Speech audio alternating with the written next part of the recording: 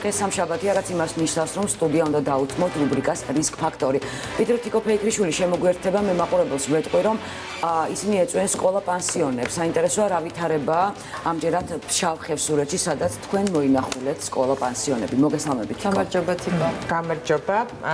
ჩვენ მინეჭანია იმყოფებოდა სკოლა-პანსიონებში, რომელიც არის დუშეთის მუნიციპალიტეტში. ის რამდენიმე კვირის წინ გადაეცა განათლებისა და მეცნიერების სამინისტროს.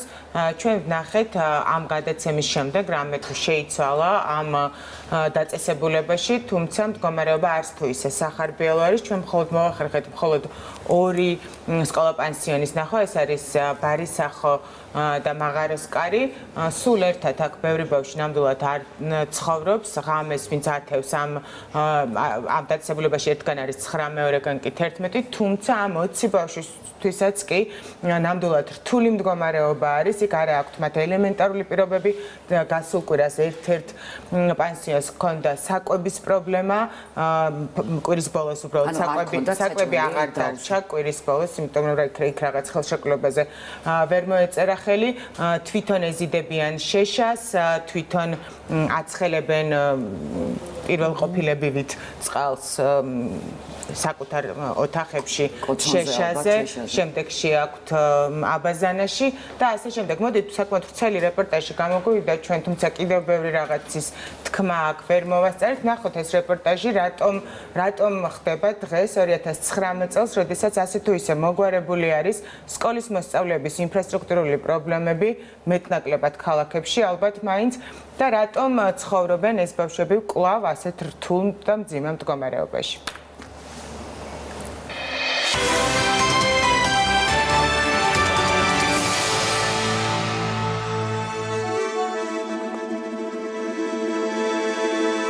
ისინი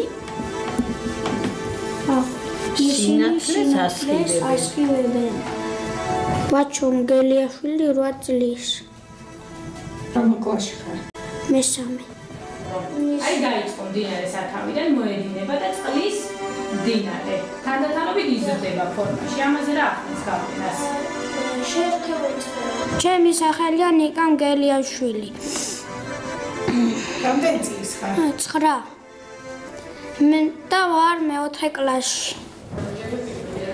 ბაჩა ნიკა და სკოლის კიდევ 7 მოსწავლე დუშეთის მუნიციპალიტეტის სოფელ მაღაროსკარის საჯარო სკოლაში სწავლობს და სკოლასთან არსებულ პანსიონში ცხოვრობს. მაღაროსკარი ერთ-ერთია საქართველოში არსებულ იმ 3 პანსიონს შორის, სადაც გეოგრაფიული ხელმისაწვდომობის უზრუნველყოფის მიზნით სწავლის დღეებში მოსწავლეები იმავე ტერიტორიის საცხოვრებელში რჩებიან, ხოლო დასვენების დღეებში საკუთარ სახლებში ბრუნდებიან. სკოლაში ფუნქციონირებს ყველა კლასი.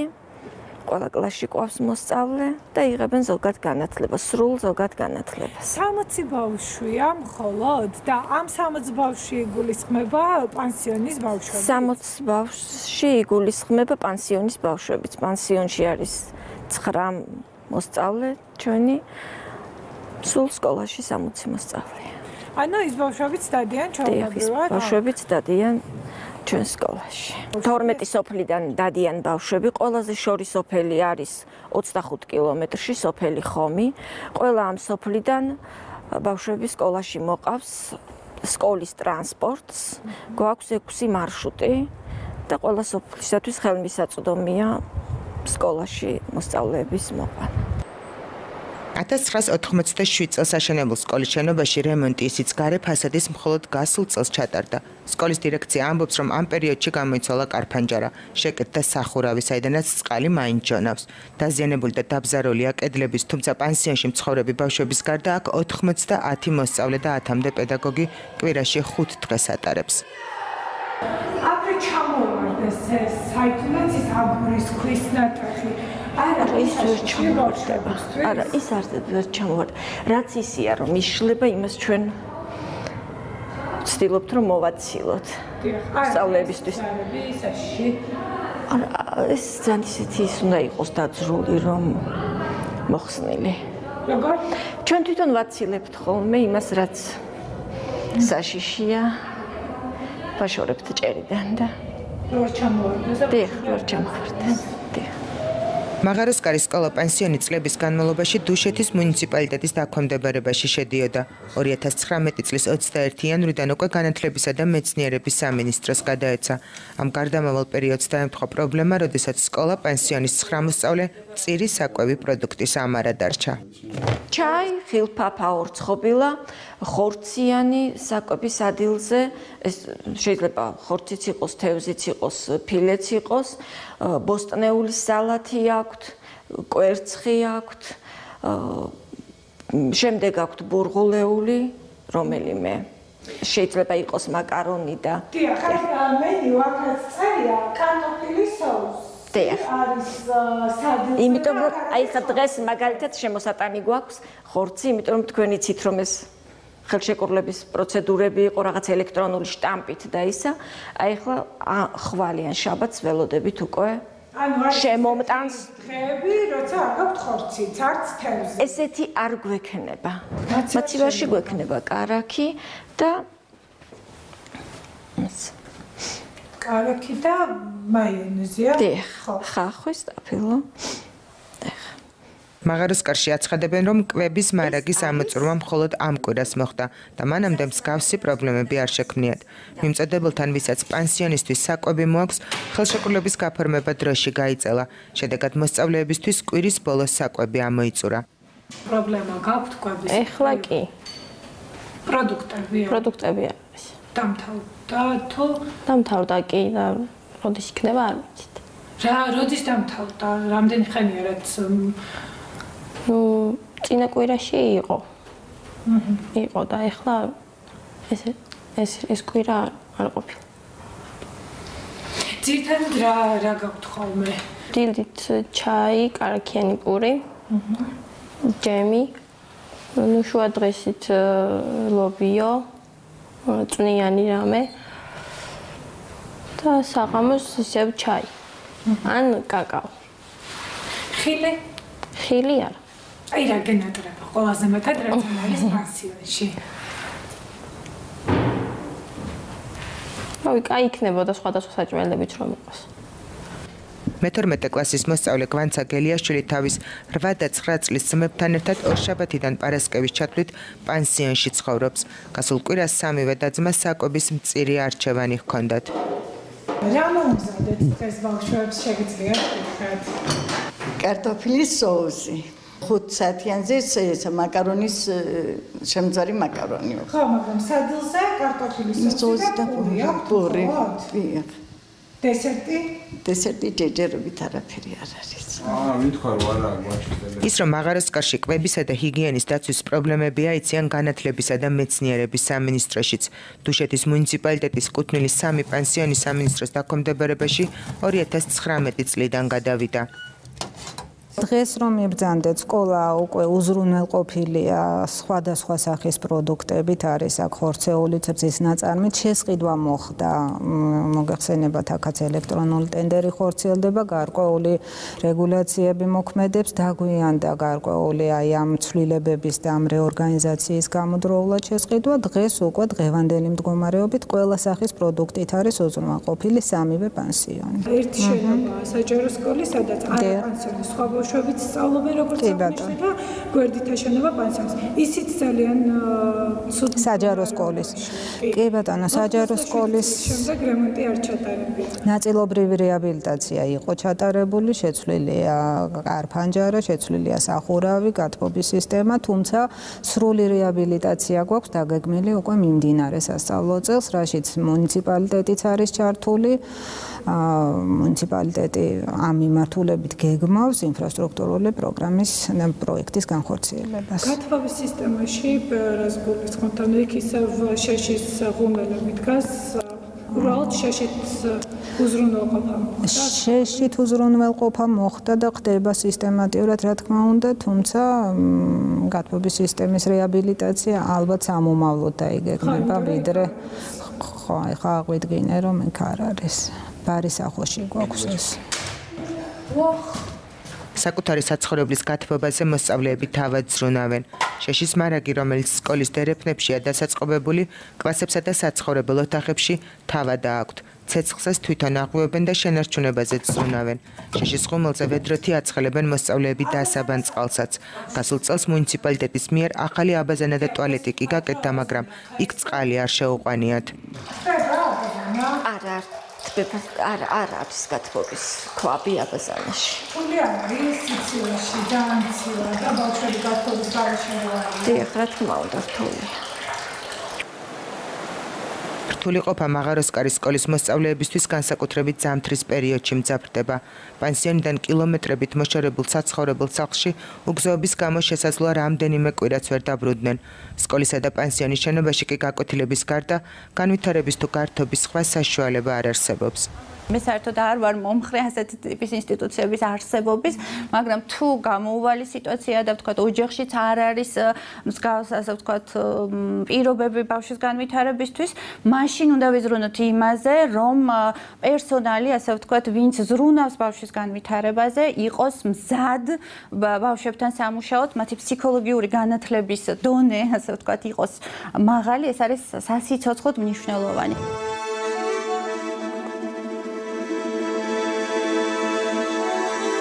მე მქვია ესაბენ მურღუები, ვარ 17 წლის, მე 12 კლასში უკვე და ცხოვრობ 9 კილომეტრში ამ სოფლიდან.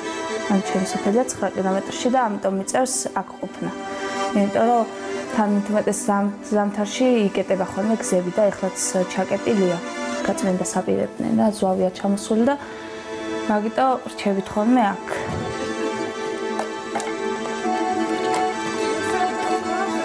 მე ვარ გიგი არაბული 18 წლის. სწავლობ ბარისახოს სკოლა-ინტერნატში. 9 საათიდან 2 საათამდე ვარ სკოლაში და შემდეგ მივდივარ ინტერნატში, თუმცა ინტერნატი შორს არ არის. აქედან სკოლა მდებარეობს მეორე სართულზე, ინტერნატი კი მესამეზე. იმიტომ რომ სკოლის მთავარი შენობა საფრთხის შემცველი იყო, ალტერნატიულ დამხმარე შენობაში განათავსეს ბარისახოს სკოლა-პანსიონის 9 მოსწავლე, სადაც ამ დროისთვის 52 საჯარო სკოლის მოსწავლეც სწავლობს. ასევე შენობის მეორე სართულზეა ბარისახოს საბავშვო ბაღი, პანსიონის ბავშვების საცხოვრებელი, სოფლის ამბულატორია და სასადილო. შენობა გასულ წელს გაარემონტეს იმისთვის, რომ მოსწავლეები შესაბამის პირობებში ყოფილიყვნენ. ჭერს პრობლემა აქვს იატაკს, ან ჩამოყრილი ჭერი იატაკი, კიბის უჯრედების არემონტო, სველი წერტილებით არემონტო და ძალიან ბევრი პრობლემა დაგვხდა ადგილზე. რას ჩაუტარდა სარემონტო სამუშაოები და რა თანხა დაიხარჯა ამაზე? კი ბატონო, ამას აქვს თავისი ახსნა და გეტყვით, ახლა რემონტი ჩაუტარდა ამ მეორე სართულს, სამინისტრომ ჩაუტარა რემონტი ამ მეორე სართულს და იმიტომ რომ ჩვენი ძირითადი შენობა იყო ავარიული და სწრაფად უნდა გამოგვეყვანა ბავშვები იქ და იმიტომ რომ საფრთხის შემცველი იყო იქ ბავშვების დატოვა და რაც შეიძლებოდა მოკლე ვადებში უნდა გაკეთებულიყო ეს რემონტი და რაც შეეხება ახლა ამ იატაკებს და ჭერს, უბრალოდ ჩვენ ჩავთვალეთ საჭიროთ რომ იატაკი სადაც ვთქვათ არ იყო ისე გაფუჭებული რომ შეიძლებოდა შესვლა, უბრალოდ შევღებეთ, ასევე ჭერები სადაც არ იყო მთლად ისეთი დაზიანებული არ შევაკეთეთ და შევაკეთეთ მხოლოდ იქ სადაც აქაც ვთქვათ სადაც ძალიან იყო დაზიანებული, ამიტომ ჩვენი მიდგომაც იყო ესეთი რომ რადგან დროებით შემოვდივართ, ხო, ამაზე ნუ არ დავხარჯავდით დიდ თანხებს და ძირითადად იმ შენობისთვის მოგვეხმარებინა ეს თანხები. რამდენი დაიხარჯა? 63,000 იყო განკუთვნილი, მაგრამ აქედან 47,000 დავხარჯეთ. სკოლის შენობაში წყლის პრობლემაა, ზამთარში ხშირად იყინება და იკლებს. სკოლის ადმინისტრაცია ამბობს, რომ გათბობის სისტემა აქვთ, თუმცა ხშირად წყლის გათბობა მაინც ვერ ხერხდება. ამიტომ იმისთვის, რომ ჰიგიენა დაიცვან, მოსწავლეებს წყლის გაცხელება შეშის ხუმელის საშუალებით უწევთ. აბაზანად საერთო აქვთ ბიჭების და გოგონების. ერთდროულად ბიჭები და გოგონები ამ ხოვერში მოვლენ, ამიტომ ძირითადად ერთი შემოდის ხოლმე აქ დაცული, რადგან არ არის ერთი ბავშვი შემოდის ხოლმე და მე ელოდები ახლა იმდენი ბავშვი აქ არ არის, რომ ვთქვათ ვერ მოასწრონ და რაღაც პრობლემა შეექმნათ ამ. ანუ ერთი სივრცე აქვთ ბიჭებსაც და გოგონებს, არა? კი, აქ არ გვაქვს არ არის იმის საშუალება, რომ სხვა აბაზან არ აქვთ. ამ ერთით სარგებლობენ ოღონდ პერიოდულად გოგონები და ბიჭები ცალ-ცალკე. წყლის პრობლემა ბარისახოს სკოლა-პანსიონში ამით არ სრულდება. მოსწავლეები სასმელ წყალს სოფლის შემოსასვლელიდან ხშირად სხვადასხვა ზომის ჭურჭლით თავად ეზიდებიან, მაშინ როდესაც სივამინდებში მთელს შენობაში წყალი წყდება. როცა წყალი არ არის, გარეთ გვიწევს გასვლა საპირფარეშოების სარგებლობის გამო რა, გარეთ ვისარგებლოთ ამ საპირფარეშოებით. იმიტომ რომ აქ დისკომფორტია ხო, სიცივეში გასვლა ღამე გარეთ. მაგრამ ამ იცით როგორ არის აქ რომ მე რომ აღდგა ეს წყალი გარეთ მაინც აქ შიგნით მაინც ვერ იმაშრება, ხოლმე ვერ მოდის კარგად რა. იმიტომ რომ შიდა სისტემა და აქ მოვიდა გარეთ და იქიდან ვედროებით ამო გქონდა. და შემოგქონდა აქ და ბოჭკებში ვაგროვებდით ამ წყალს, რომ მე ჩაგვერეცხეს საპირფარეშოები. ახლა უკვე ის დუშებიც გაფუჭებულია რაღაცა, მაგრამ რა ვიცი, ჩვენ ვახერხებთ ხოლმე რაღაცას. როგორ? წყალი ამოგვაქვს ვედროებით, ვედროთი მაგალითად, ერთი ვედრო, სავსე ვედრო დიდი და ვაცხელებთ უმელზე. ფეჩზე ვაცხელებთ და მე აბანოში ჩვეულებრივად ვიბანთ ხოლმე. ბარისახოს მაცხოვრებლები ამბობენ, რომ სკოლის წყალი დაბინძურებულია. სასმელად მისი გამოყენება არ შეიძლება და ამიტომ სკოლისა და ბაღის მოსწავლეებისთვის მისი მიღება საფრთხის შემცველია. სინჯი გაიგზავნა აქედან, ბაღიდან და აღმოჩნდა ჭხირები. არ შეიძლება მოვიდა დასკვნა, რომ არ შეიძლება ამ წყლის დალევა მოხმარება და რა, ვისაც როგორ უნდა რა. ზოგი ამბობს, რომ არაფერს მიშვრება დავლევა, მაგრამ ბავშვებისთვის ახლა მშობელს არ უნდა მაინც რაღაცა იყოს ინფექციები. ანუ დიდი რაოდენობით წყლის ზიდვა უწევთ ბავშვებს, დასაბანი, საჭმლის კი, დადიანი იქ, სადაც ისე მოდის უფრო რაღაცა ვედრები და იმეებით ეზიდებიან, რომ მე სამი სართულზე საცხოვრებელსაც არის. დაიბანონ გაიგეცხონ და ასე შემდეგ რა ვიცი, ალბათ სამზარეულოშიც გამოგ ჭუჭეზუქს გარეთ ეცხავენ და ასე რა. სკოლა-პანსიონში არსებული პრობლემები არაერთხელ მოხვედრილა სახალხო დამცველის ანგარიშში. სკოლა-პანსიონის როგორც არასწორ მოდელზე საუბრობენ ბავშვთა უფლებებზე მომუშავე არასამთავრობო სექტორიც. განათლებისა და მეცნიერების სამინისტრო კი რომელთა დაქვემდებარებაშიც პანსიონები რამდენიმე კვირის წინ გადავიდა, მდგომარეობის რადიკალურ შეცვლას აპირებს.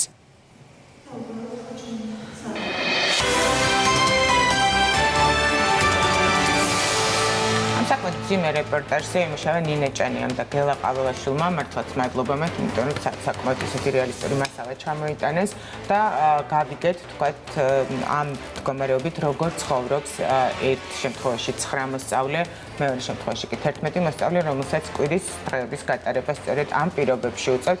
შემდეგ უკვე შაბათ-კვირას სპეციალურ ტრანსპორტს ისინი თავის სოფლებში აყავთ, თუმცა აქ იყო ერთი გოგონა, რომლის სოფელშიც ვერ ხერხდება მუნიციპალური თუ ამჯერად უკვე განათლების სამინისტროს მიერ გამოყოფილი ტრანსპორტით გზარება და მას მშობლები აკითხავენ, ან ხშირ შემთხვევაში როგორც თვითონ მოსწავლე ყვება ფეხით უწევს კილომეტრების გავლა იმისთვის, რომ სახლში მივიდეს. თიკო, ჩვენ სულ ვლაპარაკობთ ხოლმე, რომ რატო იცლება მთა და რატო ჩამოდიან. რა გააკავებს მთაში ადამიანებს, ამ ახალგაზრდებს, რომლებსაც ამ პირობებში უწევთ ცხოვრება და ამ პირობებში გადის ეს დრო, ისინი ერთი სული ექნება დარწმუნებული ვარ, რომ ჩამოვიდნენ და აღარასოდეს უკან არ დაბრუნდნენ. ჩვენ თუ საუბრობთ ფერმერების განვითარებაზე, ტურიზმის განვითარებაზე, სოფელში გლეხის და ფერმერის შენარჩუნებაზე, ესეთ პირობებში როგორ შეიძლება ვამყოფოთ ადამიანები, რომლებმაც უნდა შექმნან ჩვენი ქვეყნის ხვალინდელი და განათლების მიღება უნდათ ამ ადამიანებს. თუმცა განათლებამდე იქ არის ფიზიოლოგიური მოთხოვნილება, რის გამოც მათ წვალება უწევთ 21 საუკუნეში ალბათ, იმიტომ რომ გამოიყვება და იბანო, ეს არ უნდა იყოს პრობლემა. მე ერთი რამ მიგვირს ყველაზე მეტად, როდესაც სახელმწიფო უწყების ადამიანი გეუბნება ახსენდება უეცრად, რომ იქ გათბობა არ არის. ეს მგონია, რომ ძალიან ცინიკური დამოკიდებულებაა სწორედ იმ ბავშვების მიმართ, რომელსაც ლუყმა პურისთვის და ფიზიოლოგიური მოთხოვნილების დაკმაყოფილებისთვის უწევთ 9 ზღვას და 9 მთის გადალახვა. და ისინი არ ოცნებობენ რაღაცა ფუფუნების საგნებზე, ჩვენ დავინახეთ მათი კომენტარებიდან, რომ მათი ოცნებები უკავშირდება როგორც წესი ყველაზე მარტივ, ყველაზე ჩვეულებრივ, ასე ვთქვათ, ნივთებს თუ საყოფაცხოვრებო, ასე ვთქვათ, საჭირო ნივთებს. ჩვენ განათლებისა და მეცნიერების სამინისტროს ეს ორი პანსიონი, კონკრეტულად რაზეც ჩვენ გვაქვს საუბარი, თუმცა ამას გარდა არის კიდევ ერთი, რომელიც არის შატლში. ჩვენი ქვერ მოვახერხეთ ასვლა, იმიტომ რომ გზა არ არის, ზამთარია და ისინი იქ რაყოფაში არიან, ჩვენ ამის გადაღება ვერ მოვახერხეთ. გადაეცა განათლებისა და მეცნიერების სამინისტროს 2019 წლის იანვრიდან სასწავლო წელი დაიწყო 21 იანვარს, როგორც მოგახსენებთ და ამ დროიდან არის სწორედ სწორედ სამინისტროს დაქვემდებარებაში, მანამდე წლების განმავლობაში ეს იყო დუშეთის მუნიციპალიტეტის დაქვემდებარებაში, როგორც სკოლა-პანსიონი და აბსოლუტურად ზრუნველობა, ტრანსპორტირება, ყველაფერი სწორედ მათ ეხებოდათ. ჩვენ პირველი სტუმარი ყავს ამჯერად უკვე განათლებისა და მეცნიერების სამინისტროდან, ეს არის ინკლუზიური განვითარების სამმართველოს უფროსი ეკა დგებუაძე. რეკლამის შემდეგ უხმობთ მას და რეკლამის შემდეგ გავაგრძელებთ მასთან ერთად საუბარს. მანამდე მომგზავნდეს ჩვენი სტუმარი, მივესალმოთ და გავიდეთ რეკლამაზე. გამარჯობა, შევისურვოთ ერთად და მერე ვისაუბროთ. მადლობა.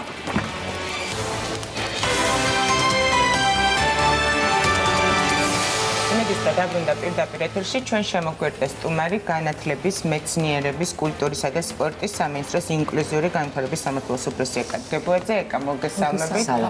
პირველ რიგში არ ვიცი საიდან დავიწყო, ყველა თითოეული პუნქტი აქ მნიშვნელოვანი იყო, რაც თქვა ჩვენ გადავიღეთ და რაც ვაჩვენეთ. მოდით მაინც დავიწყოთ ინფრასტრუქტურიდან. ჩვენ როდესაც გადაღებაზე მივდიოდით გითხრეს, რომ მაღაროსკარი არ არის გარემონტებული, რეაბილიტაციის გაკეთება ვერ მოესწრო, თუმცა უკვე კარგად არის გაკეთებული ბარისახო, რაც ჩვენ ვნახეთ, გადავიღეთ, თქვენც ნახეთ და იქ ნამდვილად არ არის თქვათ რადიკალური განსხვავებული მდგომარეობა. რა არის მიზეზი იმის, რომ დღემდე ასეთ ინფრასტრუქტურულ გარემოში ცხოვრობენ ეს ბავშვები? კი ბატონო. მოდი მე ცოტა უფრო შორიდან დავიწყებ. იმის გამო, რომ განათლების სისტემა სწორედ 2019 წლის იანვრიდან გადაეცა, ჩვენ განათლების სამინისტრომ გარკვეული, ასე ვთქვათ, მოკვლევა და სიტუაციური ანალიზიც გავაკეთეთ. პირველ რიგში ვიტყვი, რომ რატომ გადმოეცა განათლების სამინისტროს პანსიონური მომსახურება 2018 წლის სექტემბრიდან ამოქმედა კანონი ლიცენზირების შესახებ, რომელიც ავალდებულებს ყველა ინსტიტუციას, რომელიც ახორციელებს 24 საათიან მომსახურებას, დააკმაყოფილოს ის მოთხოვნები, რასაც უყენებს თითოეულ, ასე ვთქვათ, დაწესებულებას თუ სერვისს, რომ ის უფლებები, რაც შეეხება ზრუნვას თუ გარემოს, იყოს უზრუნველყოფილი. თქვენ გააქვთ რესურსი, რომ აი ესე მთელი საქართველოს მასშტაბით ეს აიღოთ თქვენ რა თქმა უნდა, არ აქვს გარდა რესურსისა, მოდი ვთქვათ, დამოკიდებულება. რა არის ხედვა განათლების სამინისტროსი? ჩვენ გონია, რომ უპირველესად ყველაზე მნიშვნელოვანი არის, რომ ბავშვმა ზრუნვა მიიღოს ოჯახში თავის მშობლებთან ერთად. ეს არის უპირველესი ამოცანა. თუმცა იმიტომ არის, რომ ვერ ხერხდება. კი ბატონო, აი ნახეთ, ეხლა მივიდეთ, კი ბატონო. კი ბატონო, იმის გამო ლიცენზირების შესახებ კანონის მოთხოვნები ვერ დააკმაყოფილა არსებულმა პანსიონებმა, აღმოჩნდა, რომ განათლების მიღმა რჩებოდნენ ეს ბავშვები, იმიტომ რომ როგორც აღნიშნეთ, ეს მისასვლელი გზა სოფლებიდან, რომელიც 9 კილომეტრი არის 18 კილომეტრის დაშორებით, იკეტება ეს გზები და ამ ბავშვებს მოუწევდათ ასე ვთქვათ, ეს ბავშვები აღმოჩნდებოდნენ განათლების მიღმა. თუმცა ჩვენ ვითანამშრომლეთ ჯანდაცვის სამინისტროსთან და მიდგომა იყო ესეთი, რომ არ გვინდა პანსიონი, ვიპოვოთ ალტერნატიული გზა. ვითანამშრომლეთ ჯანდაცვის სამინისტროსთან და გვითხრეს, რომ არსებობს ალტერნატიული მომსახურება, ეს არის დროებით მინდობით აღზრდაში გადაყვანა ამ ბავშვების და შევთავაზებთ მშობლებს სკოლის ადმინისტრაციის, ასე ვთქვათ, ჩუამდგომლობით და ვთქვით, რომ მოდით დაგვეხმარება ჯანდაცვის სამინისტრო და ის პერიოდი, როდესაც სკოლები იკეტება, უпростоც გზები იკეტება, სკოლასთან არსებულ ოჯახებს დაველაპარაკოთ და ეს ბავშვები გადანაწილდნენ სოფელში არსებულ ოჯახებში. რა თქმა უნდა, ეს ოჯახებიც მიიღებდნენ დამატებით დაფინანსებას. თუმცა მშობლებმა განაცხადეს უარი და მათ თქვეს, რომ მათ ურჩევნიათ ესე პანსიონში გააგრძელონ ცხოვრება ამ ბავშვებმა. უფრო მეტი თქვათ კონტროლია და ზედამხედველობა. ვერ გეტყვით არგუმენტი, მაგრამ იყო ის, რომ მშობელს ურჩევნია, რომ იცით რა არის, ამას თავისი პროცედურა აქვს. იმ პერიოდში, როდესაც მინდობით აღზრდაში გადადის ბავშვი, მშობლის უფლება უჩერდება მშობელს და ის პერიოდი, როდესაც არის მინდობის აღზრდაში, მზრუნველი, ანუ მეორე ხდება ის ოჯახი. ანუ შაბათ-კვირასაც ის აღარ დაბრუნდება სახლში თუ გადავა მინდობაზე ის კი, ანუ შესაძლებელია.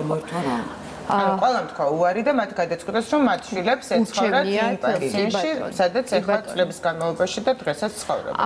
კი ბატონო, ამიტომ ჩვენ აღმოჩნდით საკმაოდ გამოწვევის წინაშე, შევხვდით რა თქმა უნდა დუშეთის მუნიციპალიტეტის წარმომადგენლებს, უშუალოდ ვიყავი ყველა სკოლაში და ვნახე და ეს სიუჟეტი კიდევ ერთხელ თვალწინ დამიდგა ყველა ის პერიოდი, როდესაც ასევე მეც ვიყავი და მოვინახულე ეს სკოლები, ვაღიარებთ, რომ მდგომარეობა არის საკმაოდ რთული, როგორც ინფრასტრუქტურულად, გარდა ამისა ჩვენ შევაფასეთ, რომ ზრუნვის კომპონენტი ის ნაწილში და მათი სოციალიზაციის კუთხითაც არაფერი არ კეთდება.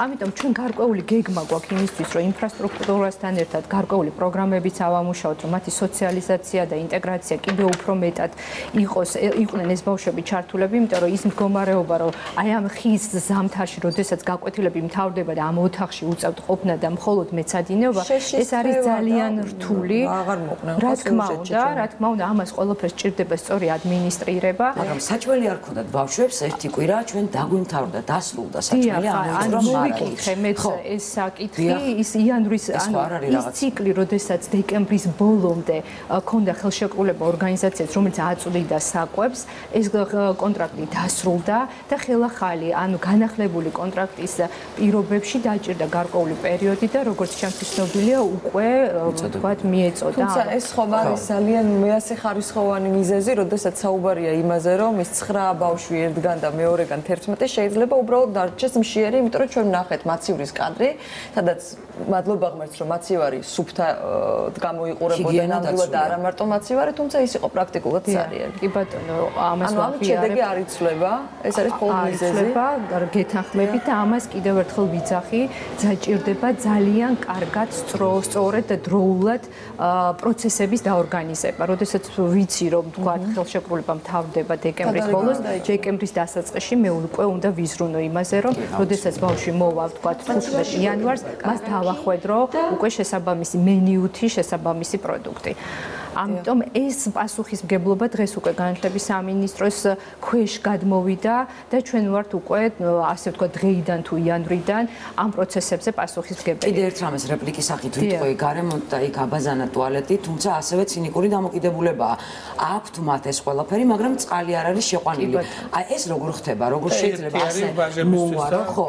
როგორ მოუარო? აი რატო უნდა მოგივიდეს აზრად ეს? ანუ ნახეთ, კითხვა დაისვა ინფრასტრუქტურაში. ანუ მეორე საკითხი ასევე მნიშვნელოვანი იყო ჩვენთვის, ერთი ის რომ ჩვენ ასე ვთქვათ იძულებულები გავხდით კი არა, ნუ კონსტიტუცია გვეუბნება, კანონი გვეუბნება, რომ განათლება დაწყებითი საბაზრო ეს არის სავალდებულო და უნდა უზრუნველყოთ.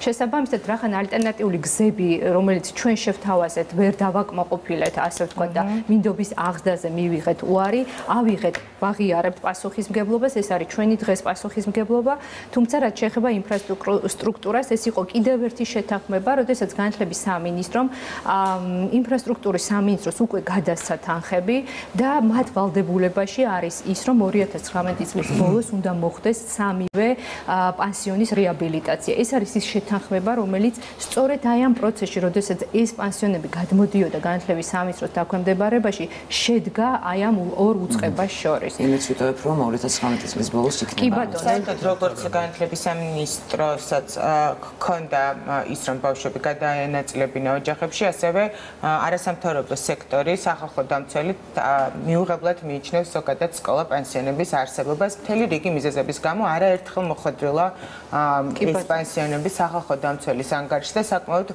მწვავე რეკომენდაციებიც იყო გაცემული, როგორც მუნიციპალიტეტის, ასე უფლებადამცველების, სახელმწიფოს, მთავრობის და ასე შემდეგ მიმართ. ჩვენ ყავს არასამთავრობო ორგანიზაციის წარმომადგენელი, მათაც აქვს თავისი მოსაზრება ამ თემაზე. ეს არის ორგანიზაცია პარტნიორობა ადამიანის უფლებებისთვის დამფუძნებელი ანა აბაშიძე. თუ შეიძლება ანა მოგზანდით, ჩვენ მასთან ერთად განვაგრძობთ საუბარს.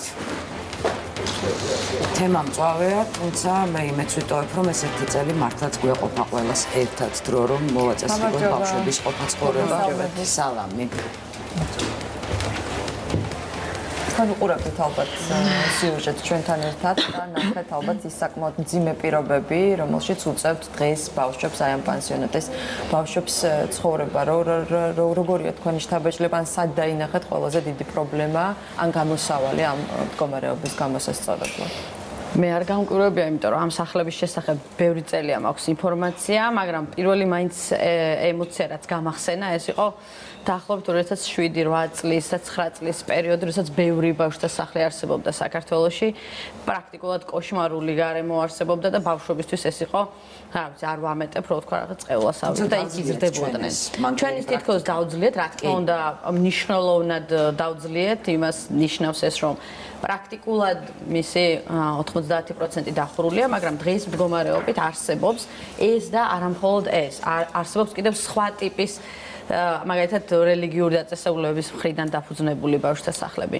არის სხვადასხვა მუნიციპალიტეტში ან საერთოდ არ არეგისტრირებული ბავშვთა სახლები, რომელსაც სახელმწიფო დღეს არ ცნობს მარტო იმის გამო, რომ ისინი ფორმალურად სადღაც არ ჩანან, ლიცენზირებას არ ექვემდებარებოდნენ მანამდე, რა თქმა უნდა, 1000-ზე მეტი ბავშვია განლაგებული, ცხოვრობს აი ასეთ დაწესებულებებში, მაგრამ ის გარემო, რასაც ახლა თქვენ აჩვენებთ და მადლობა ამისთვის, იმიტომ რომ საზოგადოება უნდა იცოდეს, რომ პრაქტიკულად რაზე ვლაპარაკობთ დღის მდგომარეობით ბავშვებს არ აქვთ ელემენტარული საკვები, უსაფრთხო გარემოში არ არიან, გარდა იმისა, რომ ოჯახიდან შორს იზრდებიან სადღაც თითქოს იმ როგორ გითხრათ, დაუძლეველი ინტერესით, რაც არის განათლების მიღება. ჩვენ არ გვესმის ერთი რამ, რომ ბავშვის უფლებები თანაბარ მნიშვნელოვანია. ვერ ვიტყვით, რომ განათლება იმდენად პრიორიტეტულია, რომ ბავშვის ემოციურ განვითარებას ძალიან სერიოზული ზიანი მივაყენოთ, რაც პირველ რიგში მომდინარეობს, როდესაც ბავშვი ოჯახს შორდება. თუმცა ასეთი არჩევანის წინაშე არის. არჩევანი რო გვაქვს, ეს არის უკვე არასწორი.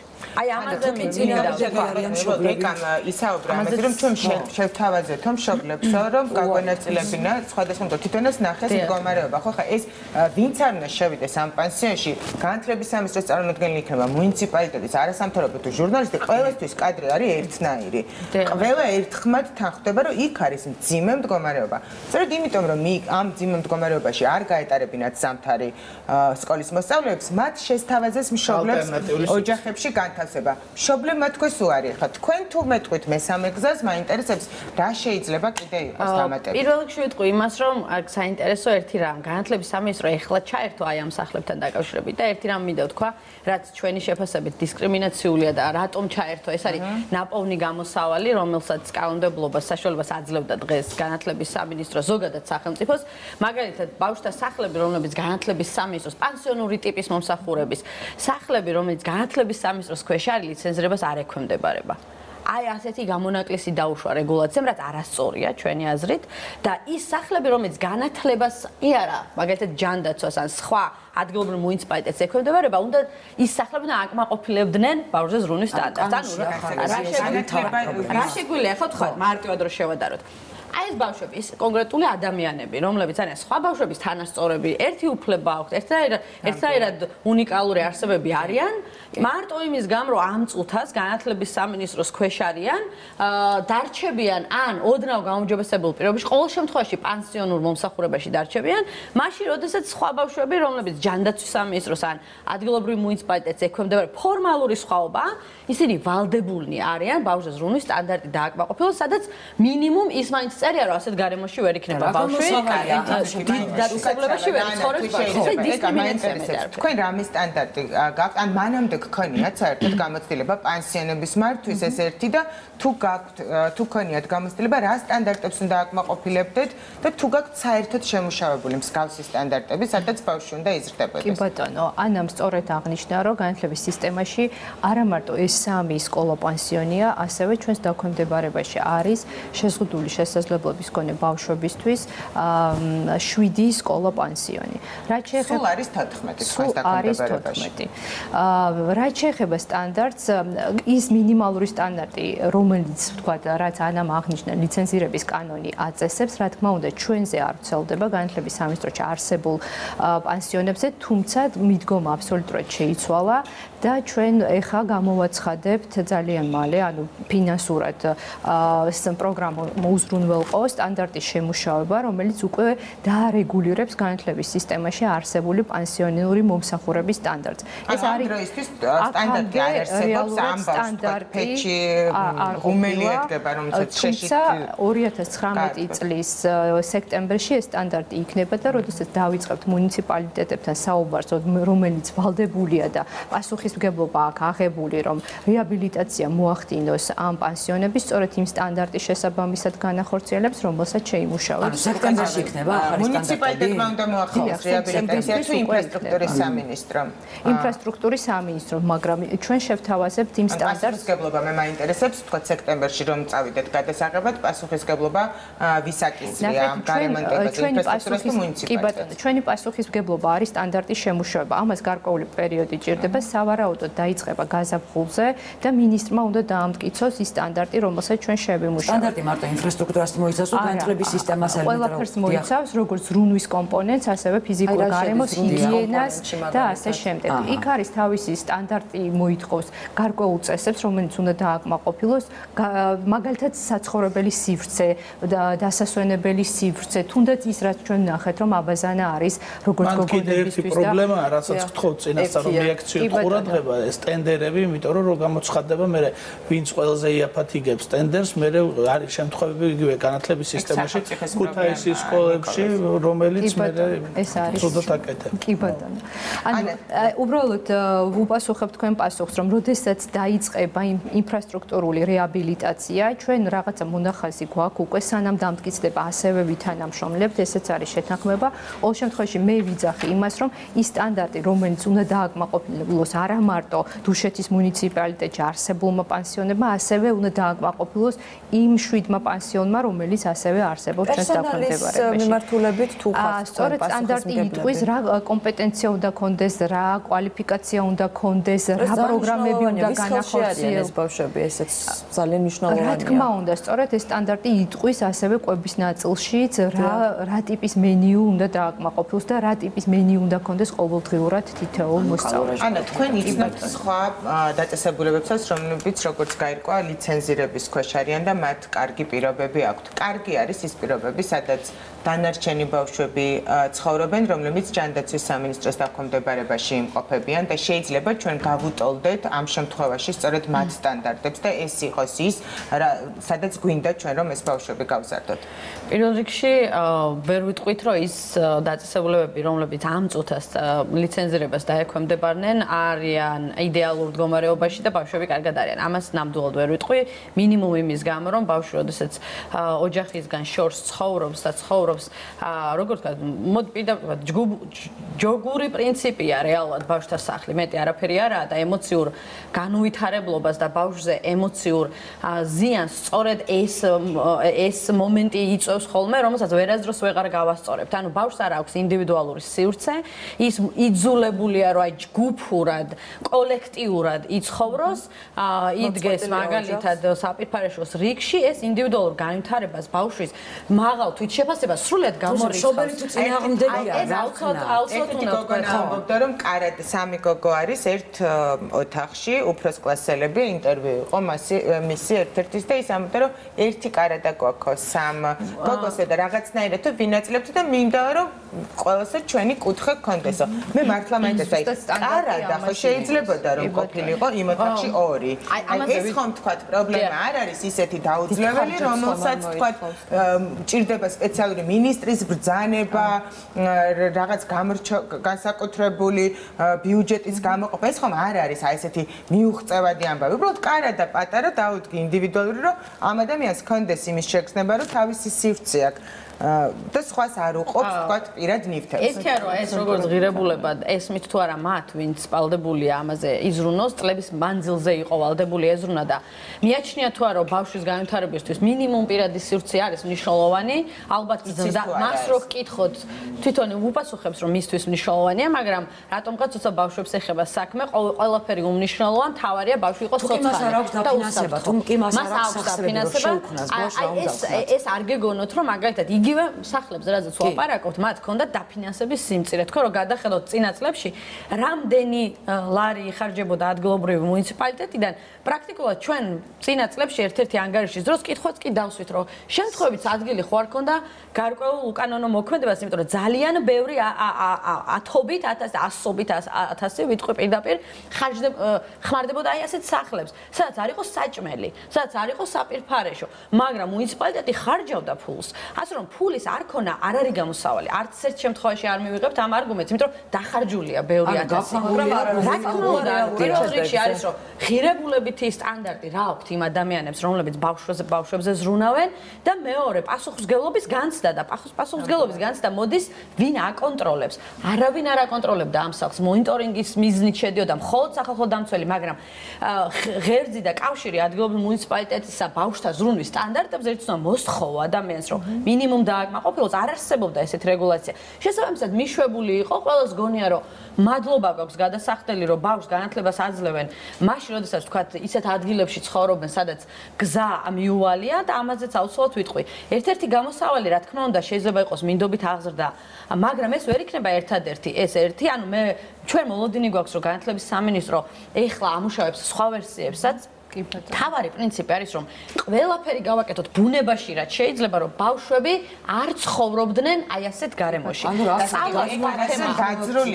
ისიც არსებობს ელექტრონული განათლების საშუალებები, არსებობს აი როგორც ეძახიან homeschooling ვერსია.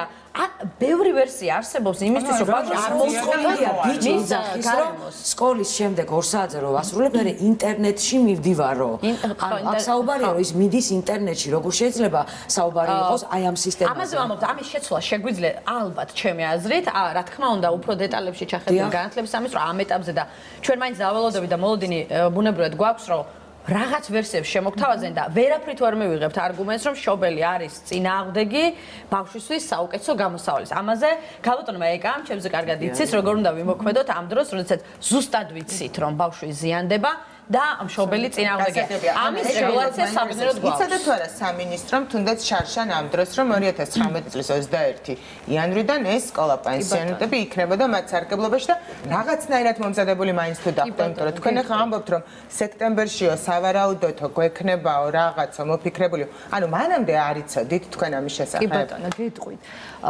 რა თქმა უნდა ვიცოდით და ცოდნასთან ერთად, მაგალითად ჯანდაცვის სამინისტროსთან ერთად მივედით იუნისეფში და ვთხოვეთ დახმარება და ერთობლივი კვლევა ჩავატარეთ. როგორც ანამ აღნიშნა, მართლაც არის 1000 უამრავი პანსიონი ამ ქვეყანაში, რომელიც ასე ვთქვათ, დღეს ლიცენზირებას ექვემდებარება ან აკმაყოფილებს თუ არ აკმაყოფილებს და ეს კვლევის დოკუმენტი ჩვენ გვაქვს. რა თქმა უნდა, კარდაკარ მოხდა ყველა პანსიონში მისვლა, შესწავლა, ვთქვათ, პირობების, ბავშვის რაოდენობის და ასე შემდეგ. ჩვენც ვიცოდით და სწორედ წინასწარი თანამშრომლობის საფუძველზე ყველა პანსიონს ეცნობა 1 წლით ადრე, რომ 1 სექტემბერს მოხდებოდა უკვე ძალაში შევიდოდა კანონი ლიცენზირების შესახებ და კეთილი ინებეთ და აკმაყოფილებს ის მოთხოვნა, რასაც აყენებს ლიცენზირების შესახებ კანონი. ჩვენ მათთან ერთად არა მარტო ინფრასტრუქტურით, არა მხოლოდ. და შესაბამისად ეს მოხდა ერთობლივად ორი უწყების და ასევე იუნისეფის თანამშრომლობის ფარგლებში და კიდევ ერთს დავამატებ, ანას დავეთანხმები, რომ აი ამ სიუჟეტშიც კარგად გამოჩნდა, რომ ძალიან მნიშვნელოვანია იმ ღირებულებების, იმ ფასეულობების ცოდნის თუ უნარების შეძენა ამ ადამიანებისთვის, რომლებიც უშუალოდ ამ ბავშვებთან მუშაობენ. ეს იგრძნობა, რომ მათ მოდი ნუ დავაბრალებთ, არ იციან, არ აქვთ ინფორმაცია და არავის არ უსაუბრია ამ ადამიანებთან ამ თემაზე. ესეც არის ჩვენი პასუხისმგებლობა, თუ იმ ფორმით, რა ფორმითაც დღეს მუშაობს და რა თქმა უნდა მიზანი არის, რომ გაუმჯობესდეს მდგომარეობა, ჩვენ მოგვიწევს მუშაობა, როგორც გადამზადების, ცნობიერების, სხვადასხვა უფლებების და ასე შემდეგ, ძალიან ბევრი მიმართულებით. თუმცა რაც შეეხება სხვადასხვა ფორმას, კიდე ეს არ მithქვია, რომ ონლაინ სწავლების ასე ვთქვათ, შეთავაზებაც იყო, უბრალოდ არ შეგვითავაზებია, ჩვენ განვიხილეთ ეს საკითხი. იცით რა არის, რახან იქ არის ეს ხისტი ზამთარი, მუდმივად არ არის წყვეტა ამ ინტერნეტთან კავშირი ძალიან რთულია, არ არის შესაბამისი ხარისხის, რომელიც შეძლებს აი ამ პროგრამის, ასე ვთქვათ, განხორციელებას და ამიტომ ამაზეც ვთქვით უარი. ბევრი რამე არის თქვა კიდევ ამ რეპორტაჟის განმავლობაში, იქ არიან ბავშვები, რომლებიც ითხოვენ ფერად კედლებს, უკეთეს განათებას, ფორთოხალს, ბანანს, ეზოს, სადაც სპორტული აქტივობით დაკავდებიან, ცეკვის წრეს და ასე შემდეგ და ასე შემდეგ. ანუ აქ არ არის მარტო ის მშრალი ფაქტები, რაც ჩვენ ნახეთ, კიდევ ბევრი რამე სჭირდებათ ამ ბავშვებს განვითარებისთვის. სექტემბერის ძალიან მალე მოვა და დიდი სიამოვნებით გადავამოწმებდით, თქვათ, იქ არსებულ მდგომარეობას, თქვენ წარმატება და იმედი არის, რომ შემდეგ შეხვედრაზე ნამდვილად რადიკალურად შეცვლილი დაგხვდება მდგომარეობა. დიდი მადლობა სწავლობისთვის, ალბათ ყველა ბავშვს აქვს უფლება, რომ გაიზარდოს და იცხოვროს ისე, როგორც აქვს მას სურვილი. ეს უფლება ჩვენ კონსტიტუციამ მოგვანიჭა. რეკლამის დროა ჩვენს ეთერში, მართლაც გადავამოწმეთ სექტემბერში, იმედი მაქვს, რომ რაღაც მაინც შეცვლილი იქნება. რეკლამის შემდეგ ძალიან სასიამოვნო ბლოკი დავბრუნდებით, ახლოვდება ოსკარების ყველაზე მთავარი და გრანდიოზული ცერემონია, სწორედ ამაზე ეკამირეჯბი გვიამბობს რეკლამის შემდეგ დროებით.